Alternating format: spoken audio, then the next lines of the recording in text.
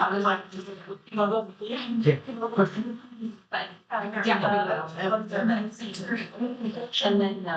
good morning, everyone. I think we're going to get started with Pediatric Grand Rounds.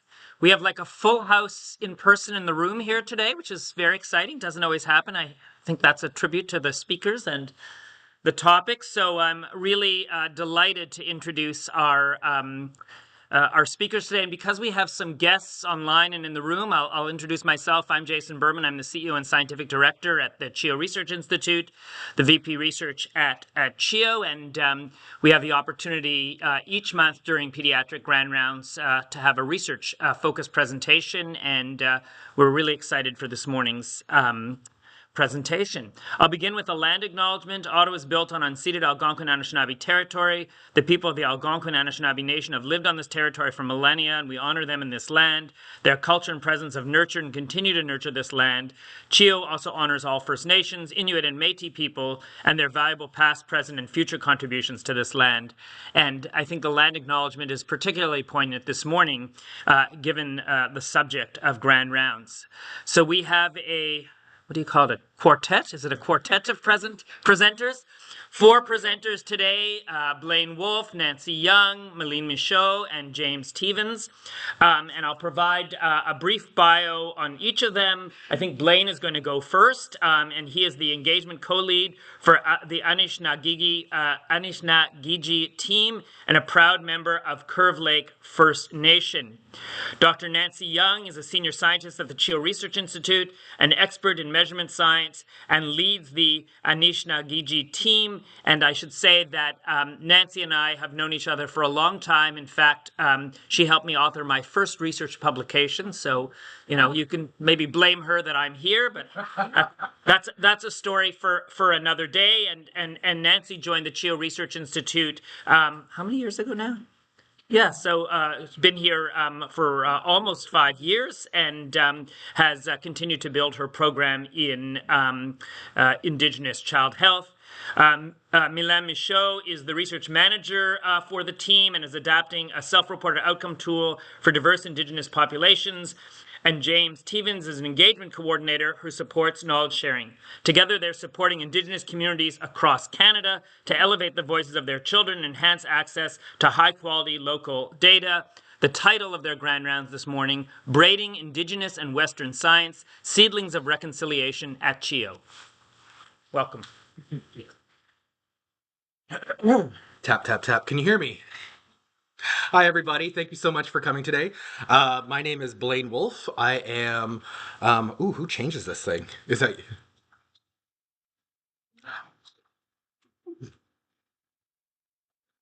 Look at that, Blaine Wolfe. So my name is Blaine Wolfe. I am originally from Curve Lake First Nation.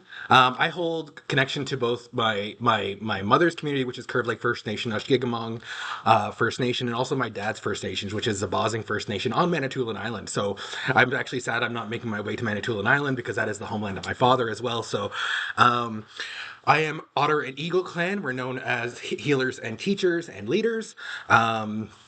And yeah, I'm so excited to talk about our work. Before that, though, I do want to give special focus to Wickwemicong. We're going to do a little bit of land acknowledgement, and the heart of the Anishinaabe is grounded in Wickwemicong. Wickwemicong is on Manitoulin Island, and it's where one of the co-creators of the measure lives, Mary Jo Wabino, and this is her smudge bowl. So I just want to give special acknowledgement and connection to that. I also want to acknowledge that while I am Indigenous, I am First Nations, I am also a visitor on here, the unceded territory of the Algonquin Anishinaabe. I'm an Ojibwe Anishinaabe, so I'm still a visitor here. So, what we're going to learn today, we're going to appreciate how healthcare and health research are viewed from the perspectives of Indigenous children and families. We're going to learn about the Anishinaabe and related resources and as a starting point for reconciliation. And we're going to identify opportunities to incorporate reconciliation into your research and clinical practices. We really want to underline that because we really want to make sure you're walking out of here empowered with a tool that you could use in your own practices to support any Indigenous children that may come into your orbit. Before that, I'm going to slow down, take a deep breath, and talk about the Indigenous concept of medicine. When I think about medicine, I think of the term medicine, Medzin. Medicine is something my grandmother practiced. Medicine to her were things like her doctors, like her pills and what have you, her Western medicine. But medicine for her also included her traditional medicines, her teas and tinctures, her spirituality, her connection to God. Um, Medicine is also something that my grandfather believed in, which was a healthy community. My grandfather was chief of our reserve for 17 years, and he would say that good medicine is a consensus of the community moving towards a common goal. Medicine is a healthy community. Medicine also, when I think of medicine for myself, I think of spiritual health, a connection to the creator, the spiritual world, the spirit, and connecting that spirit to the physical self, which is the emotional, mental, cognitive, and physical health. Medicine wheel is an ancient symbol, and it is something that the Anishinaabe is grounded in. This particular version is relatively modern, and it represents a few things. The four cardinal directions, north, east, west, south, and I think that's all of them. Uh, the four colors of people. Apparently, I'm red, so there you go. And then also the four aspects of health and well-being. So we have spiritual, emotional, physical, and mental health, and these are the foundations of what the Anishinaabe are grounded in. And I can't wait for everybody to expand on that in a bit. So something we need to remember, and one of the great reasons, or one of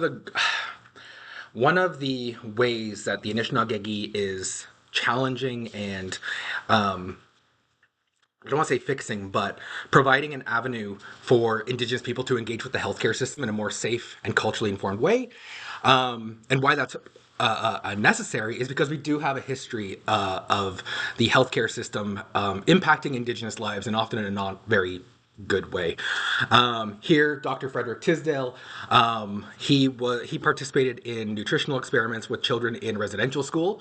There is a link. I believe we're also going to be dropping links in the chat throughout this presentation. So if you want to have access to those links, you can find them in the chat of this Teams call, or whatever this is.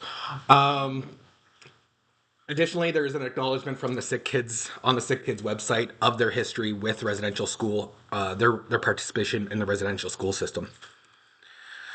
Additionally, we need to remember and understand that at one point there were two separate systems of healthcare delivery in Canada. One was for mainstream Canada and one was for Indigenous Canada. Here, Indian hospitals were a separate, distinct facility to provide healthcare to Indigenous peoples. Here is a hospital in Manitoba that was originally built in the 1870s as a rectory for a church, but then it was bought in 1939 to serve as an Indian hospital. I can imagine not too much upgrading in the facilities took place, but that was a long time ago. But also not that long ago. It was less than 100 years ago was 1939. As it pertains specifically to healthcare, the Truth and Reconciliation calls to actions 19 to 24 speak directly to providing healthcare or pro-social healthcare to Indigenous peoples. And I want to highlight number 20. To address the jurisdictional disputes concerning Aboriginal people who do not reside on reserves, we call upon the federal government to recognize, respect, and address the distinct health needs of Métis, Inuit, and off-reserve Indigenous peoples, Aboriginal peoples. This was made back when we still used the term Aboriginal. While we are talking about a federal level intervention into how healthcare is provided to Indigenous peoples, we need to remember that we here on the front lines are the people who actually act out those federal decrees. So it's up to us to make sure that that call to action is that we are held as accountable to that call to action as well as much as the Prime Minister. So what can we do? I want everybody to walk out of here empowered with grounded in reality. We can start by doing our best better. And while we may be doing fantastic work, we need to remember that we exist in systems that were designed to oppress us. A lot of the learnings from Indian hospitals were probably brought into hospital systems and are still being used today. Our understanding of nutrition on children still comes from those studies that Dr. Tisdale completed back in the day. Healing begins with relationship building. A lot of times with Indigenous populations, relationships are core to health. are core to getting better and receiving care in a way that is effective and strength based for the individual.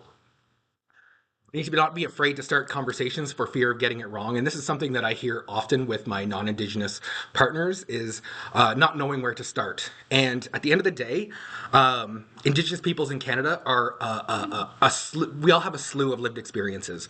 And if you want to get it right for all of us, you will get it wrong for all of us. The harm of inaction is greater than the embarrassment of not getting it perfect. And that's a paraphrase of two amazing doctors. One is Dr. Ryan Giroux. He gave a presentation to Grand Rounds, and that's something that he kind of highlighted. And additionally, Dr. Janet Smiley also said this. The harm of inaction is greater than the embarrassment of not getting it perfect. Remembering strengths-based and trauma-informed versus trauma-informed practice. Strengths-based looks for the opportunities, the positive choices, the areas where a individual can be built up from, versus trauma-informed, which focuses on the things that are going wrong. It's a concerns and needs-based way of looking at a client. And when it comes to Indigenous peoples, there's a lot of research out there as to why we are traumatized. So the need to be trauma informed is less so because the traumas are so obvious. So this is where we need to move towards a strengths-based approach, where we need to stop looking for the traumas because we know what they are, and start looking for the strengths, the things that are going to make that person succeed in the colonial society that we live in. Don't worry, it's not all bad. Hey, I get to play video games. Doing better is possible, one small step at a time. And I want to finally just bring us to the concept of Minobabadzuin. Minobabadzuin means the healthy life, the gosh, the good life. Gosh, the good life.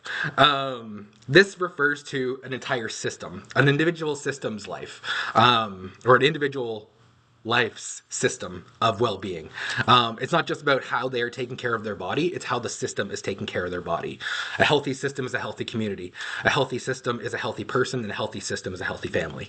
I've been talking a lot, and we only have so much time, so I'm going to pass it on to whomever the seal is.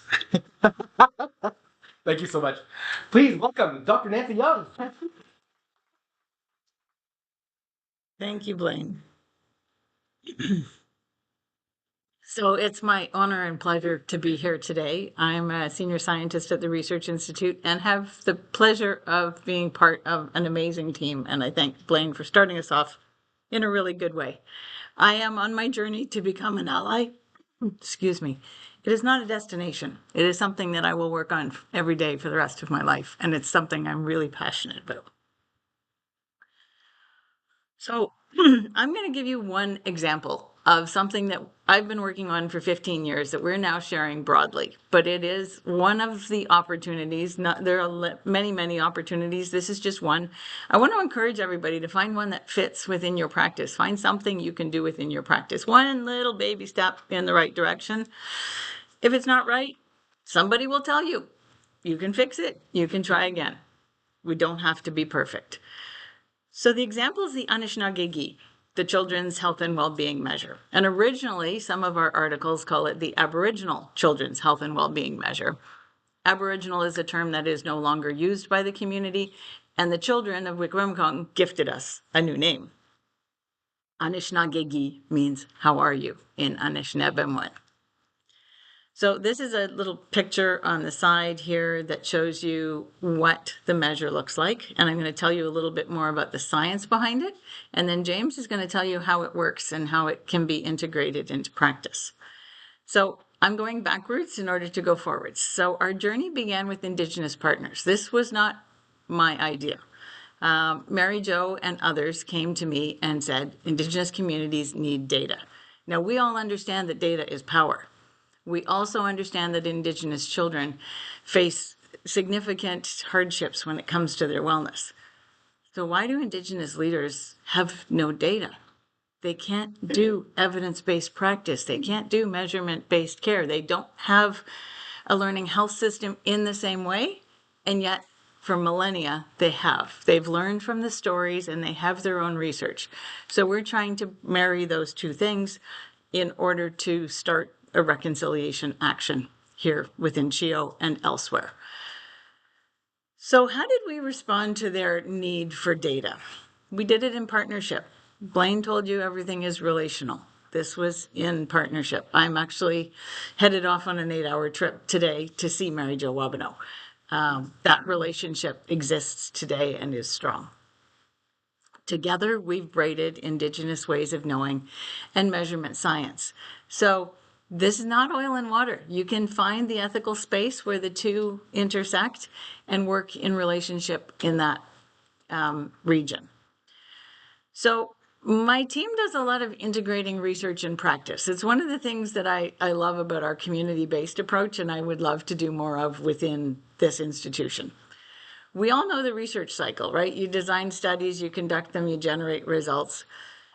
Many of us also know how community engagement and clinical practice works, that you're working to improve wellness and improve the health of each child.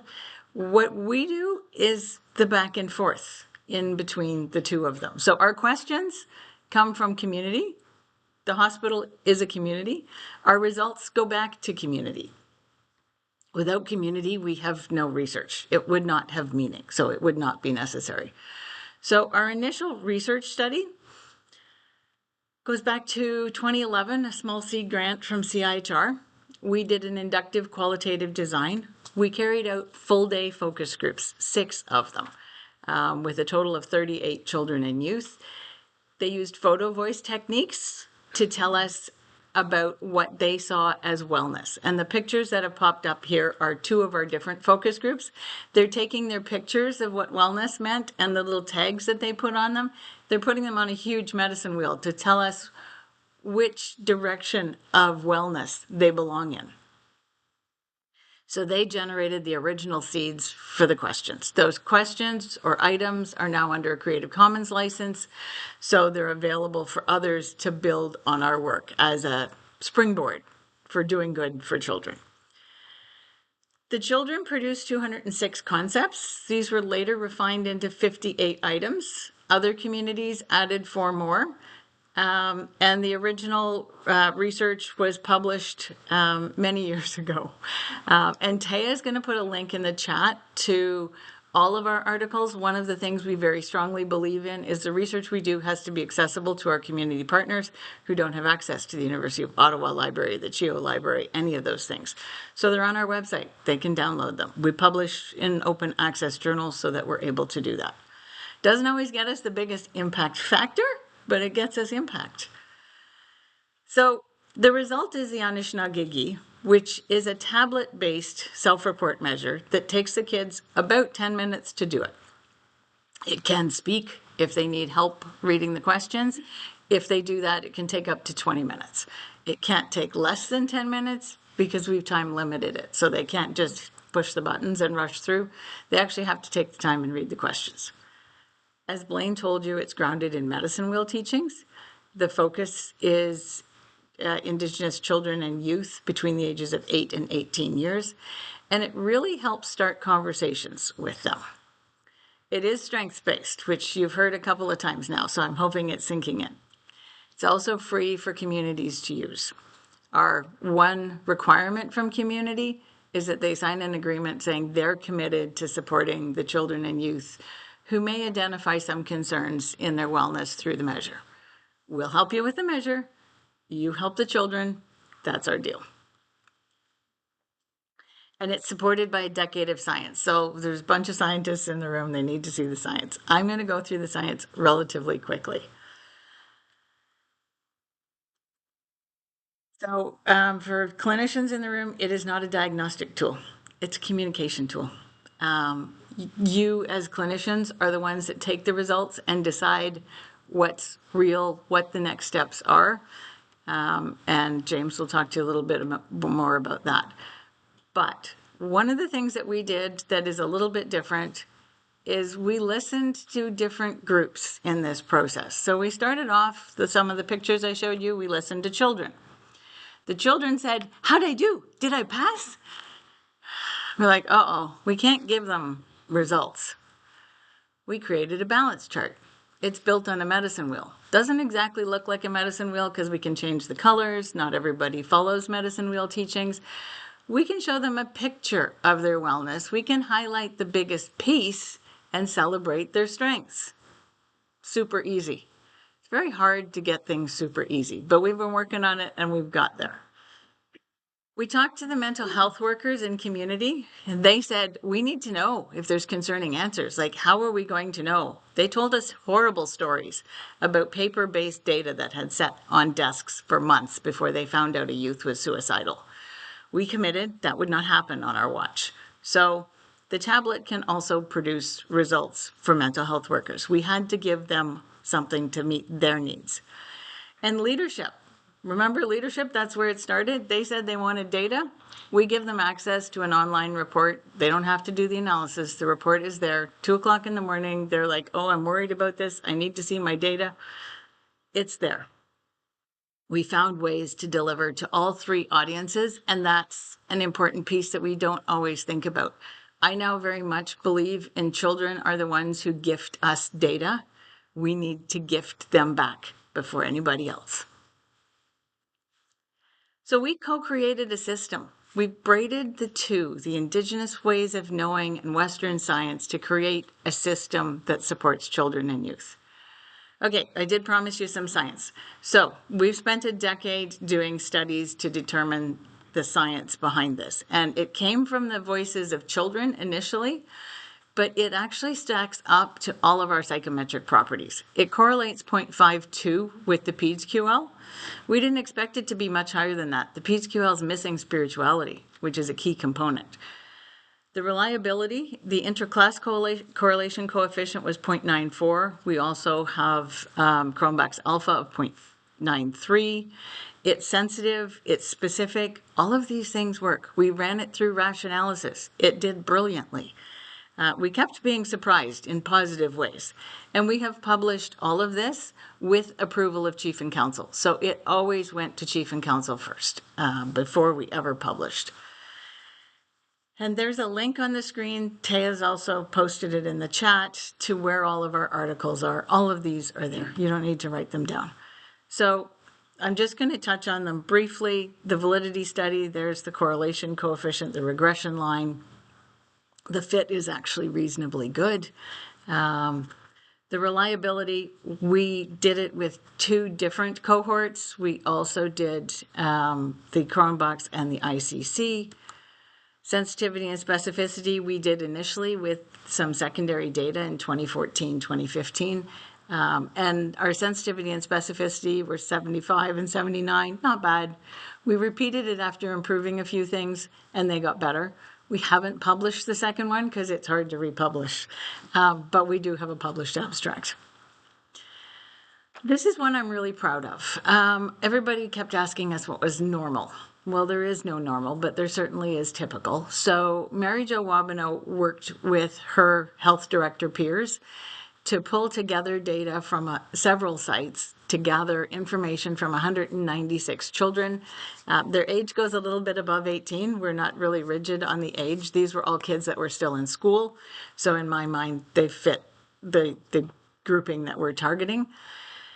She produced a paper that shows what the normal scores are, what you can expect. And one of the things that was really helpful with this is that mental, which is cognition, is always low. So people shouldn't get super concerned unless it's exceptionally low. But if it's a little bit lower than the others, that's pretty typical. So people now can say, okay, we're doing well because our spiritual scores are actually better than those that came from the original normative study. So it gives people a benchmark to help with interpretation. So we also work very hard to support data sovereignty, which is about understanding, it's about engagement, it's about relationship building and sharing. We follow the ICAP, IQ, and OCAS principles. So many of you might have heard of OCAP, but OCAS is the Métis version and the IQ is the Inuit version. They're not exactly the same, they're very different, but it gives you some principles to follow. We also believe in repatriating data, that it's not our data, it's the community data. I'm really proud that we've actually been recognized by the Wikwemikong Band. They had a band council resolution in support of the work that we're doing. The Chiefs of Ontario followed suit with the same thing, and recently we celebrated the Mental Health Commission of Canada recognized the value of the digital work that we're doing. And most importantly, the children. They recognized it in a very interesting way. They gave it names. So here are some of the names in the different languages, and there are more now, but Anishinaabe was the first name. Kanwipe is the name we give to the Inuit version, which is relevant at CHEO because we see a lot of Inuit children. And all of the names mean how are you, which is very easy to connect to as a child. How are you? So the turtle is supposed to be Mylène Michaud, who is on an airplane on her way to Saskatchewan as we speak. So I'm going to present her part, which is a little bit of our recent and current research. So we just finished an adaptation of the measure for Iqaluit. We had an Inuit version that was developed in Ottawa, but the government of Nunavut asked that we look at what needed to be changed for the context of Iqaluit. It's clearly very different than Ottawa. We had funding from our CIHR Pathways grant that supported this work. I started it pre-pandemic. It took a little while because of the pandemic, but it is done. We did an item content review by experts in Iqaluit. We then met with children and walked them through question by question and asked them what the questions meant to them and to give us an example of why they picked a certain answer so that we could make sure the questions were interpreted properly before we used it with those children. We were hoping to get 5 to 10 children and youth. We got 15. They came in droves. They were really interested. But they changed some subtleties in the questionnaire, and it's the subtleties that are important. So we have a question in the measure that asks how often they worry about getting enough to eat. Enough is a big word. We've struggled with it for a while. We didn't have a solution. In Iqaluit, the children said, I just worry about having food. It's not how much. It's, is there food? So we've changed the question. It's not a massive change.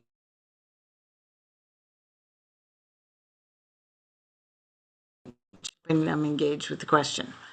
We piloted it in a little implementation study with 3 local staff. We asked them to use it with children who they were already connected to, that they were already counseling, and see if they learned anything. They were already in relationship with these kids. They knew them. What did they find out that was new? They came back and said it was really positive. It was a strengths-based experience. That's one we hear over and over. People don't know how to do strengths-based. We can teach you. It's easy. It gave them a better understanding of their clients. These are clients that they've been working with for a long time. They learn new things. It helped them discover something new about each client. It was not time-consuming. They thought it would be. It was not. And it helped them connect. They learned new things. So this paper is under review by the Journal of Community Systems for Health. Fingers crossed we get it published. We're also working on a younger child version for those 4 to 8 years of age. We're doing it with children and their caregivers because a 4-year-old is not capable of doing this all by themselves. They need a coach, and caregivers are good coaches. This too has been funded, this one from our Health Canada Healthcare Policy and Strategies Program grant. So there are several steps in this. They're very similar to the steps that we have done in Iqaluit. I'll come back to these if people have questions. I'm going to move forward in the sake of time. So our current research also includes an older youth version. For about the last 7 years, this has been used with young adults. We decided it was time to put some science behind what they were doing. I've learned not to say no. The chief from Wikwemikong said he was using it with the young adults. It was their measure. They needed to do it. I don't say no. I say, how do we make sure we do it right? Let's put the science in behind it. So Blaine has actually been leading a series of youth focus groups to gather feedback from the youth. And our next step in this is to do some debriefing with the youth. And then we know we're going to have to test psychometric properties because this one's going to change in a bigger way. Upcoming research. So 2 projects I'm going to share briefly. One is Danchea. it is adapting our measure for the First Nations School Board in the Yukon. So new region and a school focus. Aaron Pauls and Alicia McLean are the local leaders for this. They are the director and whole child team lead in the Yukon for the First Nations School Board. And we've got funding from Health Canada that supports us. And we got a new grant from the University of Ottawa that is supporting the Yukon. We are also working with the Northwest Territories to improve mental wellness and reduce inequities for youth in the Northwest Territories. And this is a CIHR Phase 2 Integrated Youth Services grant that was announced on September 2nd. I'm honored to be their principal applicant, but I also need to acknowledge that Nina Larson and Bitsy Jefford Moore are the secret sauce behind this, and the power and the wisdom in community that will lead this. And we've got 3 graduate students that we're funding. They're not my graduate students. They're other people's graduate students at the University of Saskatchewan, Lakehead, and Laurentian. And we've given them a scholarship because their work aligns with our work. So we want to support that growing body of work out there in ways that we never anticipated.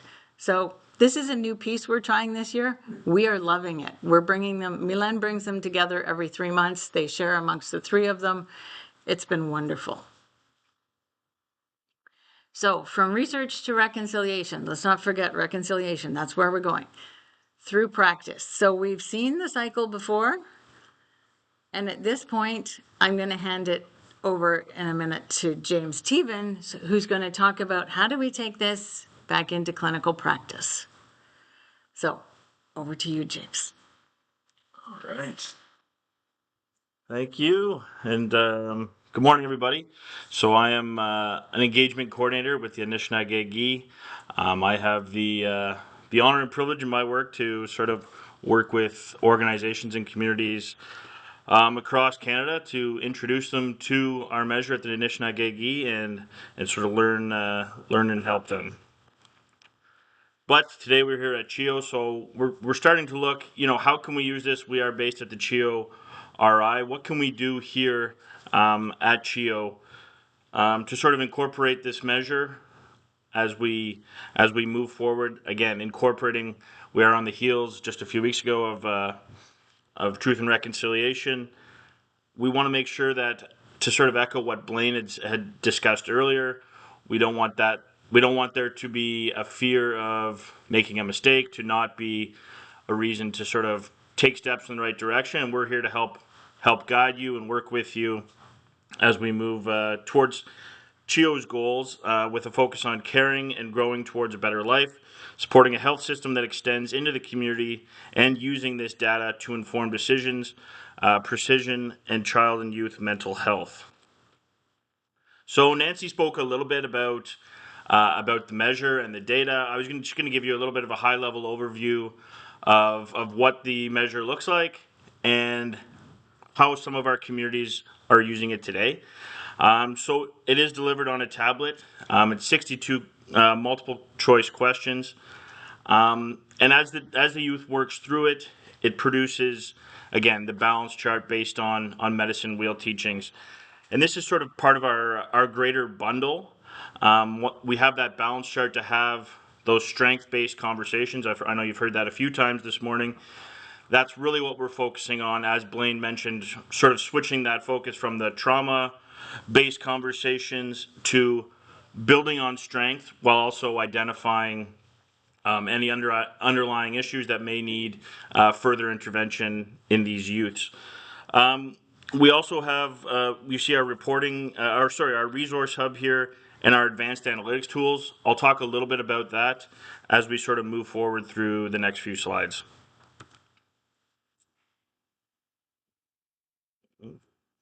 Not sure. Here we go. Sorry, these are clicking through. I'll just get these all up here. So what does this actually look like when it's being put into practice? So we start at number 1 here. That's when the youth actually is given the tablet. It can be done actually on a laptop or a cell phone as well, but because it is a web-based application, but we do recommend for the ease of use, it is done on either an iPad or an Android. And they work through the 62 questions on their own. and it provides those summary scores for their spiritual, mental, emotional, and physical health. And that's where that, again, back to that strength-based conversation comes in. The local health worker that you see within community, that can be anybody. That can be an elder, that can be a trusted community teacher, a mental health worker, a doctor, a nurse. When we work in the community, it back to Blaine's meds-in approach, it's a little different. It doesn't have to be, a doctor, but it's a trusted individual within the community working with that youth. And if we take a look at the balance chart, we build that strength-based conversation. Wow, your physical score is really high. And the local health worker can say, what is it that you do? Oh, I play hockey, I ride my bike, I'm outside playing with friends. That sort of opens that door to conversation. Then as you work your way around the balance chart, you are given those immediate results that Nancy spoke about. It's not a paper sitting on a shelf to be tallied up at a later date. It's given to you immediately. And there are 18 flagged questions, similar to, if there's any soccer fans, there's red flags and yellow flags. These are sort of safety questions throughout the survey that would alert the local health worker if there's further intervention required. Things like self-harm, things, are you getting enough sleep? Are you eating healthy foods? Things like that to sort of identify what it is the youth may or may not need any further intervention with. Important to note as well, within that, it's not a diagnostic tool. We're not looking to make a formal diagnosis. We're trying to get a snapshot of the youth in this moment, see how they're doing, literally, how are you, and bring that forward. There is more advanced reporting too. If you look up here at the reporting, we can do a lot of macro. I'll talk a little bit about that in the coming slides as well. And then, of course, those results inform patient decisions going forward. So how has this been used in some of our partner communities? I'll just go through a few quick examples of how it's being used from an individual strength-based assessment, program evaluation, a population health assessment, and of course, we have some research projects, as Nancy sort of already discussed as well. So the first one I'm going to talk about is Sarah Lake Attack First Nation. And this one, they're using it for individual intervention. So very much a clinical approach with one-on-one with a youth worker, a youth support worker that can engage. Again, I've already talked about the flag system, but they use the brief report as a means to identify strength and areas of growth in collaboration with the youth. It empowers young people with language about how they are feeling. One thing we haven't talked about too much about, that we hear a lot of feedback on as children use the survey, it gives them language. It gives them, through the questions, it gives them language that they can then discuss how they're feeling. I know there's a question that always is popular about anxiety, and it's sort of, I get so worked up that I feel it in my body. And it sort of gives them that sort of language to be able to sort of express how they're feeling. The next one here is one of our great partners at Christian Island Elementary School. They're using it for program evaluation. So they do it in a school setting, and they sort of take a look again at that balance chart from a macro level of a whole student population, and they can use that to determine, okay, our physical scores are really low across the board. What can we do next year's school session to increase physical activity, education, or physical education programs, after school programs, and they use that to invest in their schools going forward. And also, it can be used for funding as well, because we have that data in research, and they say, hey, we need to buy basketballs because we have all these students that are looking to increase their physical education. The next one is, again, similar lines, is the population health assessment. So Wikwemikong, who you've heard about a few times today, they gathered data with over 300 elementary school and high school students, and this is the one Nancy touched on briefly. They actually developed, because they saw such value in it, an opt-out system. It's just part of their school system when they sign up, and they've seen an increase in access, children and youth accessing mental health services. And Nogda-Winigan's a great one, a great example, I should say, because they've been doing it for 5 years, and they're sort of using it in every which way. So that's why it's called, sort of a multi-purpose. They have individual interventions. They're using it to seek funding. They're using it for program evaluation. And I'll just, for the sake of time, move forward as well. The next part that I briefly mentioned, we have a bundle agreement. So part of what we have is a resource hub as well that we've built. Again, giving youth language and tools that are culturally relevant to them. So I want some of you to think today about how you can incorporate some of this, just having access, something as simple as some of these activities. We have breathing activities, we have coloring charts, we have different culturally relevant activities for Indigenous youth that it's an option for them to feel it's not just the westernized system, that it's something that they can identify with when they're in a clinical setting within your organization or your clinic. So yeah, this is just a QR code, clearly. I don't have to explain what that is, but this has the link to all our research articles, our website, short little videos if you want to learn more about our reporting. Feel free to scan that, and I'll leave it up here for a minute, but I will come back to it at the end so that you guys can take a look at it. So back to sort of echo a little bit about what both Blaine and Nancy were saying. That is, I know Blaine already mentioned Dr. Giroux's quote, but it did sort of stuck with our group as well, as we do some of our work, as far as don't let the fear of failure, sort of stall you. We're here. We're at CHEO at the RI. We'd love to work with some of your clinics if you have questions. We're very grateful to our funders here. You'll see that allow us to do this work going forward. So please, as you move throughout your day and your work, we want you to keep us in mind, keep the greater goal in mind of truth and reconciliation as we move forward. And some exciting news to share. We are working at the moment at a pilot within CHEO with the mental health transition unit. It's sort of a first of its kind, so we're sort of looking at how it can be used in that clinical setting. Of course, there's a few things we have to iron out as we go forward. We're doing this in consultation with the Indigenous Circle here at CHEO, as well with the Ottawa Aboriginal Coalition, and some great senior leadership, both at 6 East MHTU and greater senior leadership here at CHEO. So yeah, here are some of our funders. We're thankful for them to be able to do this work. As Nancy stated as well, it is a Creative Commons, but we do rely on these funders to be able for us to offer this as a gift, free to community, for us to go out and do this work.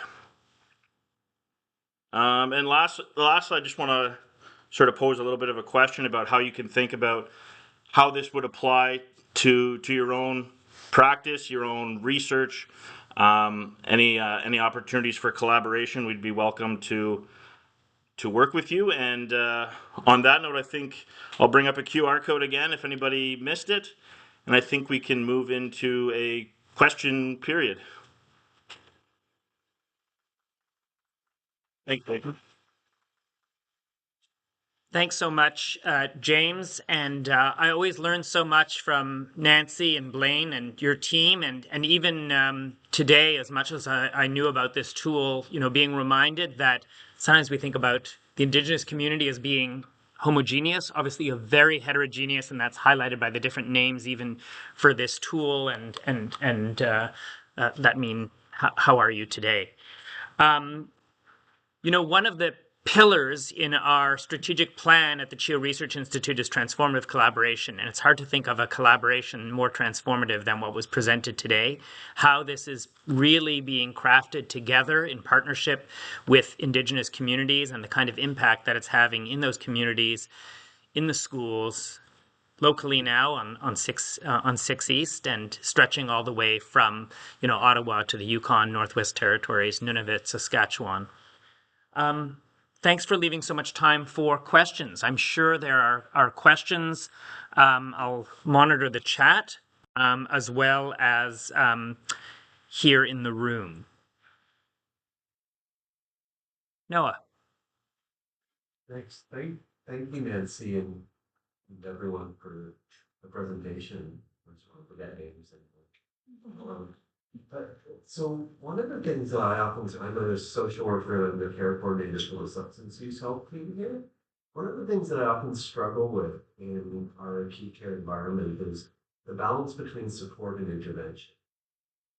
Because we as a tertiary care hospital are tasked with kind of intervening when things are really bad. And sometimes that means it's harder to justify the supports we want to give. And I wonder if any of you would have any thoughts on that based on your work, and any insights for us as an organization. So I'll repeat the question, then maybe I don't know who's going to answer, but just to come up here so people online can hear as well. So Dr. Spector was asking around support versus intervention and that sort of balance in this population, to paraphrase. I didn't have thoughts, but I can go ahead. Blaine may have some thoughts to add to this, but one of the pieces that we really focus on is trying to identify needs as early as possible so that we're avoiding the tertiary care intervention. I used to tell Alex Munter that part of my job was to keep Indigenous kids out of his hospital because I'd like them to be supported by natural helpers in their community, and I think there's a huge role for that. I think once we get into intervention, we've already got a child who's got significant struggles, and it takes a lot more work to bring them back to wellness, and I'm grateful that you're doing that work. But there also needs to be the ramping down as well. So when we initially find a child or youth, we connect them with their closest local person. That might be their auntie, who can help and support and just be another set of eyes. Sometimes we recommend that they go to a cooking class in the community. It's another set of adult eyes on them on a routine basis who can then sort of raise the alarm if things tend to go downstream. But after they've been in CHEO, they kind of need to be reconnected to that system. And I don't know that we always recognize all the natural helpers in the community and the power that they have. Does that answer your question? Or you? I think so. It gives me some thoughts just because I think in my own work with community agencies, I think we often come in as an organization and say, this is how you do things. And I imagine that might be the wrong way to engage with people when we're trying to connect them, when we're trying to connect people back to the community, because the community probably knows how to do care better than us. Yeah. And so Noah has just identified that we often try to identify the best way to do things, and community often has their own best way. And we found that very much so, that we go into the community very much the way you'd approach a child and emerge. How can we help you? It's not what's wrong with you. It's like, how can we support you? And even working with the Yukon, they have taught us, no, you can't do this. This would be a better way. And we're like, fine, tell us. That's not our expertise. We have some expertise. You have expertise. It's when they come together that we have power.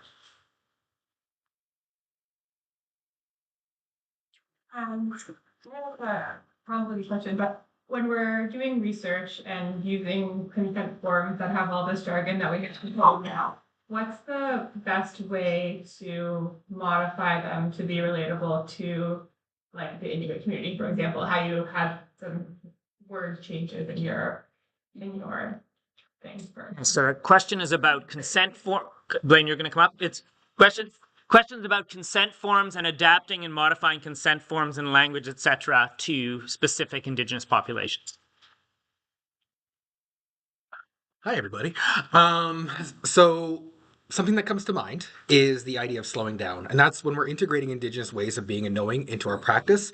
A lot of it is about slowing down. It actually goes to Noah's question as well, which is the idea that in the Western system, or in modern medicine, let's just say, it's a very reaction based system. We are look for trauma informed. We are reacting. We are focusing on needs and concerns. Strength based kind of like tells us to dial back, look at the systems in place that support community, what works well for people, what we know about their strengths in their learning style, and we know that with Indigenous communities, the jargon is is an incredible way to distance yourself from your research and success. So what I think and what I would say is knowledge translation, making sure that there are multiple ways that information is trying to get across. And when it comes to Indigenous communities in particular, presentations are great. Like taking the time to speak to the population that you are engaging with, taking the time to sit down, yarn. Draw out the relationship and get that form signed versus here's all the pertinent legal information you need to know as a yada yada yada. It's like, okay, cool, but where does my data go? What does my relationship with you look like moving forward? What does it look like if I'm signing off for this? Like, what does that mean for my community members who I'm vouching for? So just making sure that you're slowing down, that you're including relational conversations in all aspects of your work is a great way to find success in navigating those, you know, structural barriers, which look like good practice sometimes. Anyway. Great answer. Thanks, Blaine. Dr. Jetty. Thank you so much. Just wanted to share my gratitude for this immense work that you've done. And I've watched, your incredible persistence over the last decade, and it's been amazing. And when I've tried to reflect on how to incorporate your amazing work into my clinical practice or our clinical practice here, something that's often come to mind is that often we're working with infants and we're working with parents. And I think it would be helpful to have a measure to try to gather that information from parents. So I guess my question for you is, you're working through the different age groups in terms of the appropriate questionnaire. Have you thought about developing a parent questionnaire? So like on the wards often, I think that would be very helpful for us to be able to have a measure to really understand how these parents are navigating being here in Ottawa in the hospital setting, because they're struggling and we don't always have the best way to, I think, extract that information. So the question is about applying this, particularly in an inpatient setting, and to really young patients like infants, developing a parent tool to be able to get at how parents are coping with their really young child in a Western medicine setting. Does that paraphrase that, Erin? Okay. Yeah. So thanks, Rada. The young kids are a challenge. Measurement really struggles with infant wellness. And we haven't ventured into that space. We're working on getting it down to 4.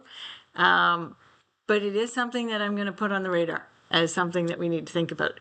The other thing I wanted to mention related to this is that the older youth measure we're developing may be a good fit for the parents. And one of our child welfare partners is looking at using the older youth version with their parents, the foster parents, because they're in that age group and so our older youth version is going up to 29.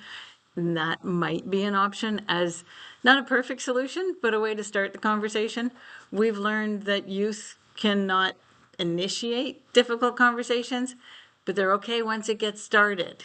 So if they say something on a tablet, like I'm not feeling safe in my community, and then someone sits them down and talks about their strength and works their way to, can you tell me what's going on in the community?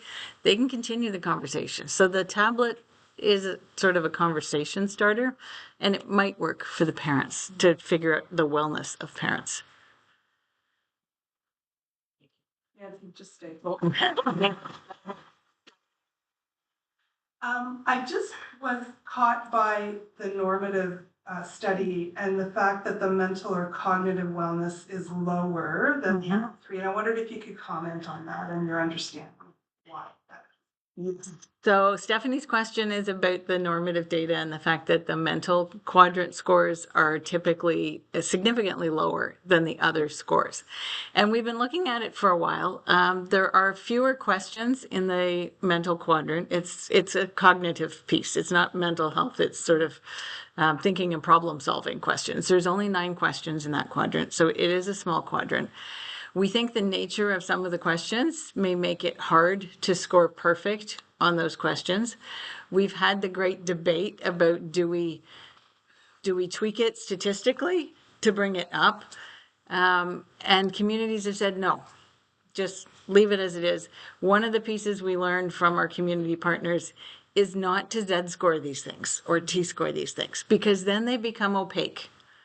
Communities want to know that a 45 today is a 45 tomorrow, and it doesn't change based on the population that you're using as your normative sample.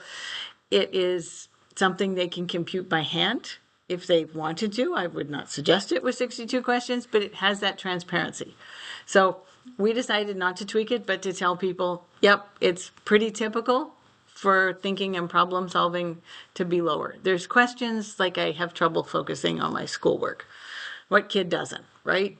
Who's going to say never to that question? That's how you get a perfect score, is to say, I never have trouble focusing. Well, that's not really an answer that very many children will pick. So that's the nature of it, but I'm open to some suggestions. We're trying to honor what our community wants, but we're also trying to not make the kids feel like they're deficient because they've got this one area that's lower.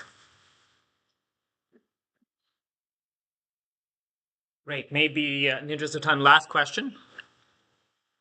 I was curious what kind of tool you mentioned, a package that you offered care providers, and I wonder, or just communities in general that want to use your tool. And I was curious what resources, if any, or training you do with the care providers as they're preparing to use the tool for like facilitating the packaging. So question is around sort of the package and tools and around training of care providers. So Blaine's going to come up and answer this. Training people is one of the funnest things apart of my job.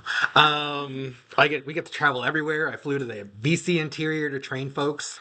For a lot of our Indigenous communities that we trained, we can assume a level of understanding on how to talk to Indigenous kids. So a standard training is about a half day for an Indigenous community to train up and get them comfortable with using the tool, using the metrics, changing, even in Indigenous communities, we need to train their mind a little bit to switch from a trauma-informed to a strengths-based way of looking at things. So not just wanting to be reactive and fix everything, slowing down to make sure that we're having a conversation with the kid.